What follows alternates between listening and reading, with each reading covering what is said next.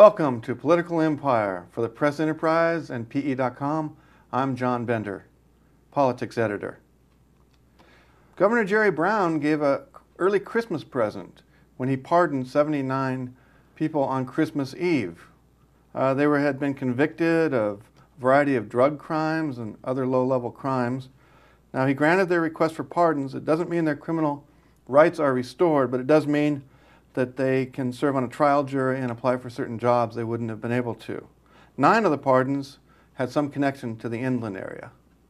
Our reporter Jeff Horseman talked to Riverside County Supervisor John Tavaglione about his failed bid for Congress. Tavaglione was defeated by Mark Takano, a Democrat. Tavaglione is a Republican. Jeff, what did Tavaglione say happened? Well, besides attributing his loss to the fact that it was a really good year for Democrats, he thought one of the major reasons he lost is he wasn't able to convince enough voters that he would be a moderate Republican. During the campaign, he stressed that he would be a moderate in Congress, that he would protect Medicare, that he wasn't going to sign Grover Norquist's anti-tax pledge, but ultimately he thinks that he didn't really get enough people.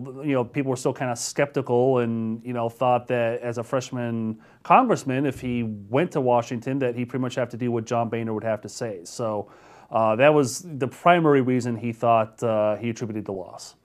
Now, how did Tavaglione fare in the vote breakdown?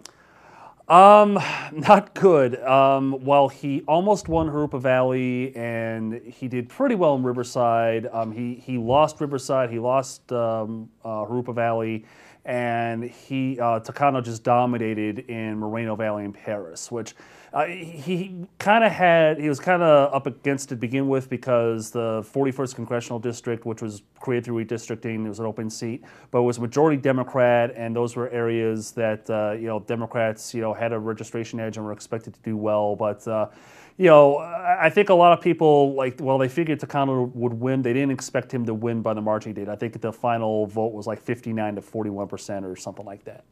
So Tavaglione's vote on the Liberty Quarry, first voting against it and then voting to certify the EIR, did he think that had any impact? No, he insists that, in his view, the Liberty Quarry issue was just being drummed up by certain people and his opponent, that, he felt he was very consistent all along, that he had no problem with the environmental report accompanying the quarry, and that his main wish was for all the sides to come to some sort of compromise, which, kind of happened when the Pechanga tribe agreed to buy the quarry land, and ultimately that scuttled the project. But, you have to wonder because, it gave Takano and, Takano supporters an opening to say, hey, look at this guy. He voted for the quarry, and then, he kind of went back on it by saying that the report, the environmental report, was okay, and can we trust this guy? Is he going to be a flip-flop like that in Washington?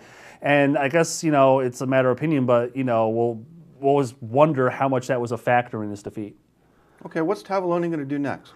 Well, he is supervisor through 2014, and he says he plans to run for re-election, but he envisions, assuming he gets reelected, serving only one more term, and he says he has no interest in running for a partisan office. Unlike the congressional race, supervisors, they don't run as Republicans or Democrats. It's a nonpartisan office. Well, thank you, Jeff Horseman.